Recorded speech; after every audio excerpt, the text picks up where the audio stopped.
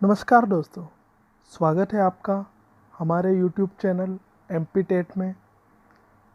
दोस्तों, आज हम 2011 संविदा शिक्षक वर्ग 3 के बाल विकास एवं शिक्षा शास्त्र प्रश्न पत्र के हल को समझेंगे, प्रश्नों के उत्तर जानेंगे।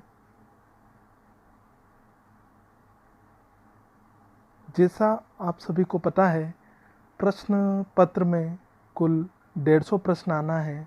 प्रत्येक प्रश्न 1 अंक का आना है। कोई ऋणात्मक मूल्यांकन नहीं है। इसमें खंड अ जो आना है वो है बाल विकास एवं शिक्षा शास्त्र, चाइल्ड डेवलपमेंट एंड पेडागोगी।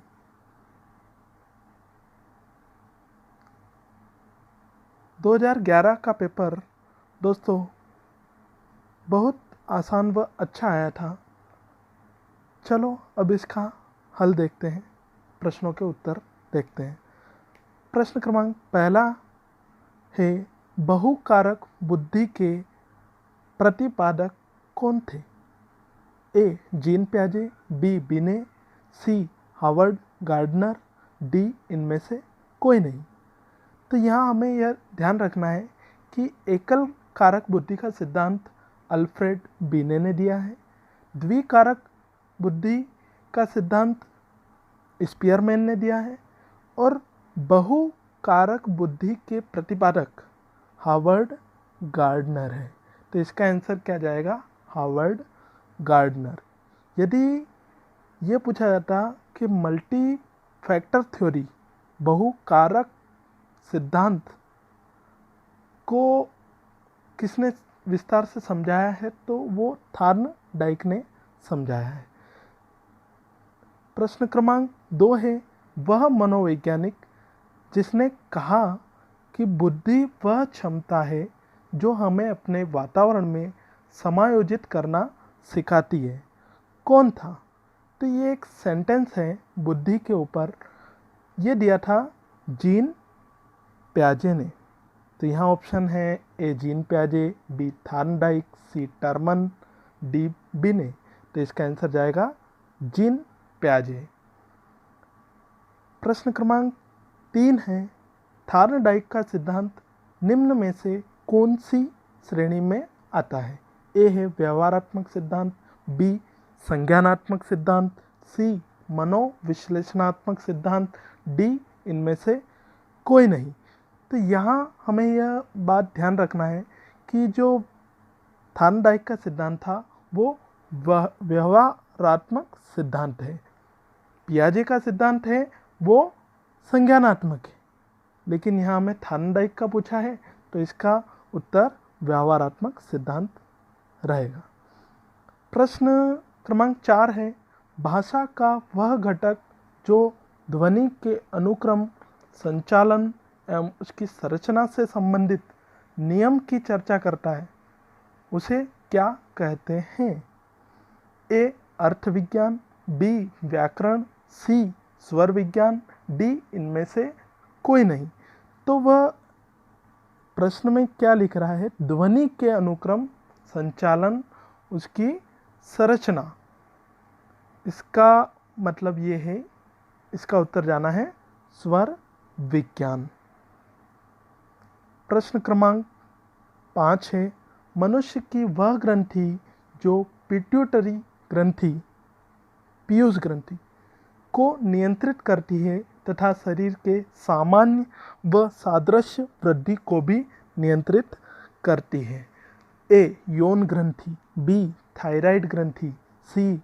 मूत्र ग्रंथि, डी. इनमें से कोई नहीं। यह विज्ञान का प्रश्न है। इसमें पिट्यूटरी ग्रंथि, पीयूष ग्रंथि जो है, पिट्यूटरी ग्रंथि का ही दूसरा नाम पीयूष ग्रंथि है, वो अन्य ग्रंथियों को नियंत्रित करती है, लेकिन इस प्रश्न में पिट्यूटरी ग्रंथि को ही नियंत्रित करने को बताया है, इसलिए इसका आंसर इनमें से कोई नहीं जाएगा। प्रश्न क्रमांक 6 है, इनमें से कौन सी विशेषता भावनात्मक विकास से जुड़ी हुई नहीं है? ए. भावना शारीरिक परिवर्तन से जुड़ी है, बी भावना जन्म के तुरंत बाद आ जाती है, सी भावनाओं का तीव्र रूप बचपन में देखा जाता है, डी भावना शारीरिक विकास से जुड़ी हुई नहीं है। तो यहाँ ए और डी ऑप्शन आपको जस्ट अपोजिट लग रहे हैं, तो बी ऑप्शन है भावना जन्म के तुरंत बाद आ जाती है, सही है। लेकिन प्रश्न में पूछ रहा है कौन सा भावनात्मक विकास से जुड़ी हुई नहीं है। सी है भावनाओं का तीव्र रूप बचपन में देखा जाता है, हाँ देखा जाता है, तो यहाँ आंसर जाएगा डी भावना शारीरिक विकास से जुड़ी हुई नहीं है। अगला प्रश्न, प्रश्न क्रमांक 7, शिशु का सामाजिक विकास किसके ऊपर निर्भर करता है? ए दूसरों से बातचीत करने के अवसर पर, बी बच्चों को दिखाया गया प्यार व स्नेह पर, सी वह सीमा जहां तक बालक दूसरों का ध्यान आकर्षित करने में सक्षम हो। तो सामाजिक जो विकास है शिशु का वो तीनों पर निर्भर कर रहा है। बातचीत करने के अवसर पर भी उसको दिखाए, बच्चे को जैसा प्यार मिलेगा उस पर भी उसका विकास निर्भर करता है, और उसकी वो सीमा जो दूसरों को आकर्षित करने में सक्षम है, ये भी ऑप्शन तीनों सही है। तो इसका आंसर जाएगा डी ये सभी। प्रश्न क्रमांक 8 है, बुद्धि के एकल कारक का सिद्धांत किसने दिया था? ए थार्नडाइक, बी पावलोव, सी अल्फ्रेड बिने और डी फ्रीमैन। तो इसके बारे में फर्स्ट प्रश्न क्रमांक 1 में ही आ गया था कि बुद्धि के एकल कारक का सिद्धांत किसने दिया है? अल्फ्रेड बिने ने। द्विकारक स्पीयरमैन और बहुकारक बुद्धि सिद्धांत के प्रतिपादक कौन है? तो गार्डनर। ओके दोस्तों, आगे बढ़ते हैं। प्रश्न क्रमांक 9, बहुर्मुखी व्यक्ति वह होते हैं? ये एक अच्छा प्रश्न है। ए ऑप्शन है जो सामाजिक व मित्रवत होते हैं, बी तनाव रहित होते हैं, सी ये दोनों होते हैं और डी इनमें से कोई नहीं। तो बहुर्मुखी जो सबसे मिलजुल के रहते हैं, है ना, तो वो तनाव रहित भी होते हैं और सामाजिक और मित्रवत भी होते हैं। तो इसका आंसर जाएगा सी ये दोनों। अगला प्रश्न, प्रश्न क्रमांक 10, समाज मीति विधि में सुपरस्टार कौन होता है? ए जिस व्यक्ति को अधिकतम लोग पसंद करें, बी जिसे बहुयुग्मों द्वारा चुना जाए, सी ये दोनों, डी इनमें से कोई नहीं। तो ये समाज मीति विधि जो है वो एक प्रकार से जैसे क्लास में भी हम मॉनिटर सिलेक्ट करना है मान लो, तो उसको ही मानकर चलो, एक प्रकार की वही शिक्षा मनोवैज्ञानिक की एक विधि है। इसमें दोनों सही है, जिस व्यक्ति को अधिकतम लोग पसंद करते हैं और जिसे बहुयुग्मों द्वारा चुना जाए। तो इसका आंसर जाएगा ये दोनों। प्रश्न क्रमांक 11 है, जंग द्वारा सर्वप्रथम व्यक्ति के आकलन के लिए शब्द संघ परीक्षण कब बनाया गया? तो इसका आंसर है 1910। प्रश्न क्रमांक 12, व्यक्ति में वे भिन्नताएं जिससे वह कद, वजन, त्वचा का रंग, आँखों व बालों का रंग, पैर आदि से दूसरे से अलग होते हैं। ए भावनात्मक भेद, बी शारीरिक भेद, सी मानसिक भेद और डी इनमें से कोई नहीं। तो ये प्रश्न में ही बोल रहा है कि कद, वजन, त्वचा का रंग, आँखों बालों का रंग, पैर, ये सब कौन से हैं? शारीरिक भेद। प्रश्न क्रमांक 13, इनमें से कौन सा कारक शैक्षिक पिछड़ेपन का कारण नहीं होता है? ए परिवार की गरीब सामाजिक आर्थिक स्थिति, बी विद्यालय का खराब शैक्षणिक वातावरण, सी परिवार का व्यवसाय, डी परिवार का खराब भावनात्मक वातावरण। तो यहाँ हमें समझना है कि शैक्षिक पिछड़ेपन का कौन सा कारण नहीं है। तो गरीब स्थिति परिवार की रहेगी तो सही है, उससे शैक्षिक पिछड़ापन रहेगा। विद्यालय का खराब वातावरण रहेगा, शैक्षिक वातावरण, तो भी इसका प्रभाव पड़ेगा। और परिवार का यदि खराब भावनात्मक वातावरण रहेगा तो इसका भी शैक्षिक पिछड़ेपन पर प्रभाव पड़ता है। और परिवार का व्यवसाय से शैक्षिक पिछड़ेपन का कोई लेना देना नहीं है। तो यहाँ जो आंसर जाएगा वो है परिवार का व्यवसाय। प्रश्न क्रमांक 14 है, वह बालक जो अपनी कालानुक्रम आयु के बालकों की तुलना में शैक्षिक कमी को दर्शाता है उसे क्या कहते हैं?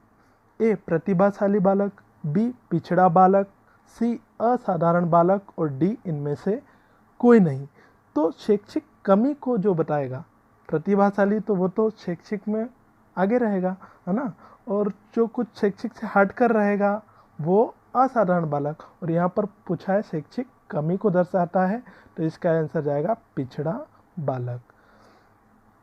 प्रश्न 15, किसने कहा कि सृजनात्मकता मनुष्य के मस्तिष्क की वह शक्ति है जिससे वह संबंधों के रूपांतरण द्वारा नई सामग्री का सृजन करता है जिससे नए सहसंबंध उत्पन्न होते हैं। तो इसका आंसर है स्पीयरमैन। ये कुछ सेंटेंस होते हैं, इनकी परिभाषाएं आपको सीधे ही याद रखना होगी, जैसे ये सृजनात्मकता की परिभाषा स्पीयरमैन ने दी है। अगला प्रश्न 16, आईपीसी का अर्थ है। आईपीसी का बहुत इजी प्रश्न पूछा, इंडियन पेनल कोड। ये इसके अंतर्गत विभिन्न धाराएं आती है, तो इसका आंसर हो जाएगा Indian penal code. Postal code नहीं है और पब्लिक कोड भी नहीं है। प्रश्न क्रमांक 17, वह स्मरण शक्ति जिसके द्वारा याद की गई सामग्री को बिना किसी जोड़ तोड़ के ठीक उसी रूप में पुनः पेश कर सके उसे क्या कहते हैं? ए पूरी स्मरण शक्ति, बी रटने की स्मरण शक्ति, सी श्रेष्ठ स्मरण शक्ति और डी ये सभी। तो यहाँ प्रश्न को ध्यान से पढ़ना है कि याद की गई सामग्री को बिना किसी जोड़ तोड़ के, मतलब कुछ भी उसमें ऐड नहीं करना है, जैसा सामने वाले ने बोला वैसा ही अपन बोल रहे हैं, तो वो क्या हो जाएगा, एक रटने की स्मरण शक्ति इसका उत्तर हो जाएगा। अगला प्रश्न है, अब्राहम मास्लो कौन थे? 18 प्रश्न, ए प्रयोजनवादी, बी व्यवहारवादी, सी मानवतावादी और डी यथार्थवादी। तो यहाँ बहुत सारे मनोवैज्ञानिक हैं, उनकी अलग अलग कैटेगरी हैं, तो वो हमें ध्यान रखना है। और अब्राहम मास्लो जो थे वो मानवतावादी थे। इसी के ऊपर अगला प्रश्न आ गया है, प्रश्न क्रमांक 19, इनमें से कौन व्यवहारवादी नहीं है? तो व्यवहारवादी में वॉटसन जो है वो व्यवहारवादी वैज्ञानिक है, स्किनर भी व्यवहारवादी है, पेवलाव भी है, लेविन इसका आंसर जाएगा, ये व्यवहारवादी नहीं है। अगला प्रश्न क्रमांक 20, जिंदगी की शुरुआत में बच्चा किसके द्वारा निर्देशित होता है? ए परिपक्वता, बी सहज ज्ञान, सी अधिगम और डी इनमें से कोई नहीं। तो जिंदगी की शुरुआत में बच्चा अधिगम के द्वारा निर्देशित होता है। प्रश्न क्रमांक 21, निर्देश चिकित्सा डायरेक्टिव थेरेपी किसने विकसित की? ए ऑप्शन है कार्ल रोजर, बी इलिस, सी स्किनर, डी इनमें से कोई नहीं। तो दोस्तों इसका आंसर है कार्ल रोजर, है ना, इन्होंने डायरेक्टिव थेरेपी निर्देश चिकित्सा विकसित की थी। प्रश्न क्रमांक 22, मनोविश्लेषणात्मक परामर्श उपागम किसने शुरू किया? ए एडलर, बी जंग, सी फ्रायड और डी इनमें से कोई नहीं। तो जो मनोविश्लेषणात्मक परामर्श उपागम है वो फ्रायड ने स्टार्ट किया था। अगला प्रश्न है प्रश्न क्रमांक 23, मनुष्य की सामान्य चाहतों व इच्छाओं को क्या कहा जाता है? ए अभिप्रेरक मोटिव, बी आवश्यकता, सी अंतर्नाद और डी इनमें से कोई नहीं। तो यहाँ हमें यदि हिंदी में समझ में नहीं आ रहा है तो उसका इंग्लिश में मीनिंग देख सकते हैं, जैसे अंतर्नाद मतलब ड्राइव है। तो मनुष्य की सामान्य चाहतों व इच्छाओं को क्या कहते हैं? मनुष्य की आवश्यकताएं कहते हैं, आंसर जाएगा आवश्यकता। अगला प्रश्न है प्रश्न क्रमांक 24, मास्लो के पदानुक्रम के में अंतिम चरण को क्या कहा जाता है? ए सम्मान की जरूरत, बी सुरक्षा की जरूरत, सी शारीरिक जरूरत, डी आत्मबोध। इसका आंसर है ये हम जब डिटेल्स में समझेंगे मास्लो के पदानुक्रम वहाँ समझेंगे। इसका आंसर जाएगा आत्मबोध। प्रश्न क्रमांक 25 है, वह प्रक्रिया जिसमें व्यक्ति अपने उसके स्वयं के प्रयासों के द्वारा अपनी क्षमताओं को पहचानता है, वह उनको विकसित करता है ताकि वह वातावरण में समायोजित हो सके। दोस्तों इसमें बोला है स्वयं के प्रयासों के द्वारा। ए ऑप्शन है मार्गदर्शन, लेकिन मार्गदर्शन तो दूसरा रहता है तो वो स्वयं का प्रयास नहीं होगा। बी परामर्श, ये भी नहीं होगा। यहाँ जो आंसर जाएगा वो है अभिप्रेरणा, मोटिवेशन। प्रश्न क्रमांक 26, व्यावहारिक क्षमताओं में वह सापेक्ष स्थायी परिवर्तन जो प्रबलित अभ्यास का परिणाम होता है उसे क्या कहते हैं? ए अधिगम, बी अभिप्रेरणा, सी अभिवृत्ति, डी इनमें से कोई नहीं। इसका आंसर है अधिगम। व्यावहारिक क्षमताओं का जो सापेक्ष स्थायी परिवर्तन है जो प्रबलित अभ्यास का परिणाम है उसे हम अधिगम कहते हैं। प्रश्न क्रमांक दोस्तों 27, सिफेलोकोडल प्रवृत्तियों के अनुसार विकास का अग्रसरण कैसे होता है? ए सिर से पैर की ओर, बी पास से दूर के अंगों में, सी पैर से सिर की ओर, डी दूर से पास के अंगों में। तो सिफेलोकोडल प्रवृत्तियों के अनुसार विकास का अग्रसरण सिर से पैर की होता है। इंग्लिश में इसे समझेंगे सिफेलोकोडल मतलब सिफेलो मतलब मस्तिष्क, मस्तिष्क मतलब सिर से, कोडल मतलब पैर की ओर, सिर से पैर की ओर आंसर जाएगा। अगला प्रश्न क्रमांक 28, गर्भाधान से बालक के जन्म तक की अवधि को क्या कहा जाता है? बहुत आसान पूछा था। ए किशोरावस्था, बी बचपन, सी प्रसव पूर्व काल, डी वयस्कता। तो गर्भाधान से बालक के जन्म तक की अवस्था को कहते हैं प्रसव पूर्व काल। प्रश्न क्रमांक 29, जीन पियाजे द्वारा परिभाषित वह अवस्था जहां संज्ञानात्मक विकास बालक के अपनी इंद्रियों के प्रयोग तथा बाहरी दुनिया का पता लगाने के प्रयासों से होता है। ए ज्ञानेंद्रिय अवस्था, बी पूर्व परिचालन अवस्था, सी ठोस अवस्था, डी इनमें से कोई नहीं। तो ये जीन पियाजे का जो सिद्धांत है हम विस्तार से जानेंगे तब इसके बारे में आएगा। यहाँ जो आंसर है वो है ज्ञानेंद्रिय अवस्था।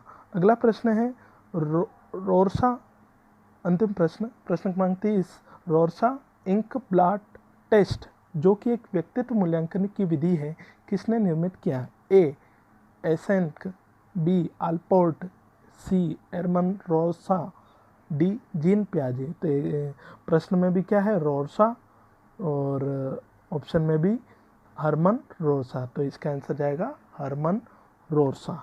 तो इस प्रकार आज हमने बाल विकास जो खंड अ आता है 1 से 30 तक के प्रश्न को हमने अच्छे से समझ लिया है। बहुत आसान प्रश्न आते हैं, उनका हमें उत्तर देना होता है। Okay friends, thank you.